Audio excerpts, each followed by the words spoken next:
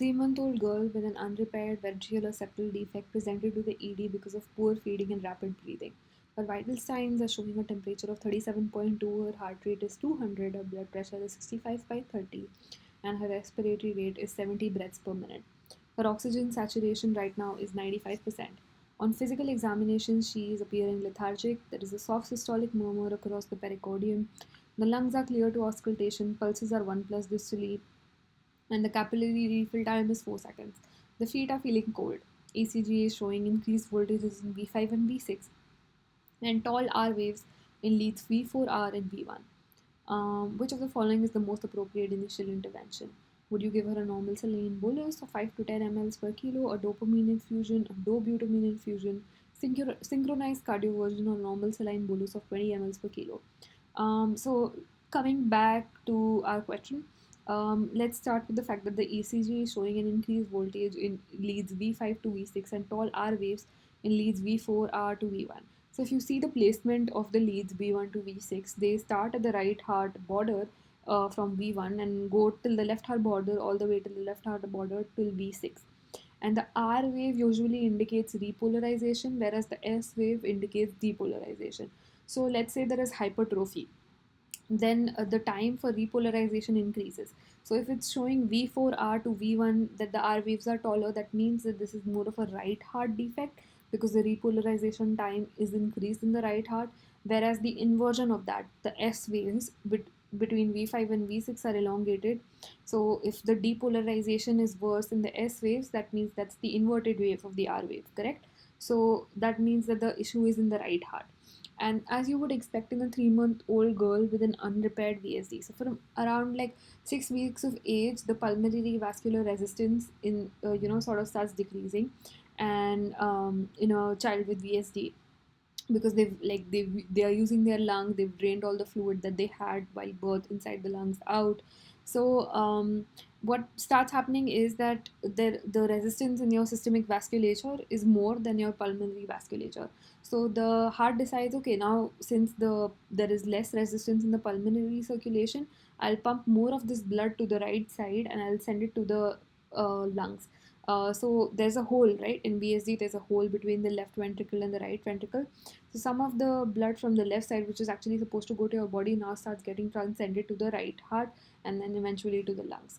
Over time, over like 1.5 month, 2 months, that's why between 3 to 6 months, you usually see that because of this excessive circulation that the lungs have been receiving, and the right heart, which is not well equipped to handle the kind of volume of blood that it's receiving, it's going to start stiffening, it's going to start developing thick like muscle, and the pulmonary circulation, because it's being overloaded with so much blood, is going to start developing hypertension, because again the vasculature in your lungs is not well equipped to handle that kind of volume.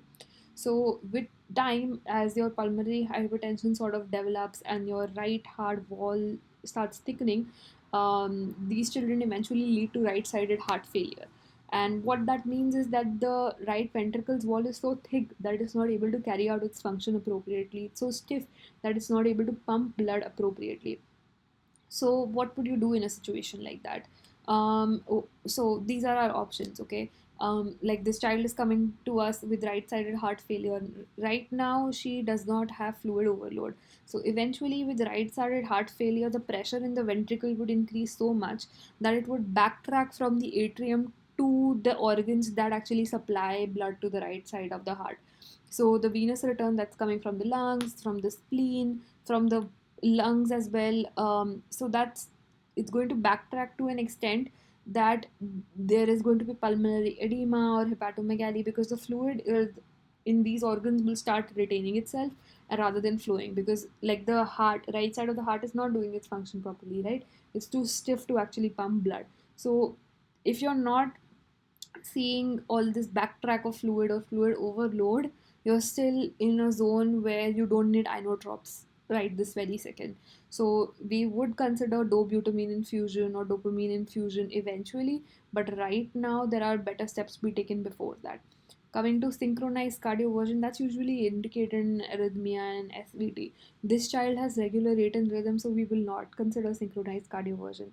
Coming to the normal saline bolus. So we would not give them a 20 ml per kilo normal saline bolus. That's usually indicated when the child is in septic shock and has hypoperfusion. But please remember that this heart is currently not beating well enough. Okay, it's not pumping well enough. It is too stiff. So if you just put in 20 ml per kilo of fluid in there, it's just going to overload the heart, and eventually it will lead to retention of fluid in these organs, which we don't want. It'll lead to pulmonary edema or hepatomegaly or splenomegaly, because the heart is simply not equipped enough or in a shape enough to be able to take that kind of volume. But what giving 5 to 10 ml per kilo of fluid, that is a minimal volume of fluid, to the heart means that you're balancing the preload with the afterload. So just that little bit of fluid sort of helps the heart stabilize itself temporarily and balance the overall fluid requirement. So like let's say the right ventricle is too stiff and is not able to pump. Giving that little bit of extra 5 to 10 ml per kilo of fluid will help overcome that stiffness and will give bring the fluid status to a point where the body will not necessarily feel the changes of that failure of the pumping that it was initially getting. So 20 ml per kilo would be excessive, but 5 to 10 is where you start. If this does not work, then you eventually go to inotropes such as dobutamine or dopamine. What they do is that they decrease your pulmonary vascular resistance, and they also increase the contractility of the right side of the heart. So basically, it conquers both the things that are not functioning well. A, that your vessels in your lungs are too stiff, so it sort of dilates them, and it also dilates the heart a little bit, and it makes the contractions of the muscle which are now stiff a little better than where they are at. So also that also temporarily manages the situation, but eventually you will need surgery, eventually you will need repair of this defect, so that the right side heart regains its function. I hope you understood that. I will explain more of the ECG and how right sided heart failure really operates in my upcoming videos, but this is just a brief explanation. Thank you.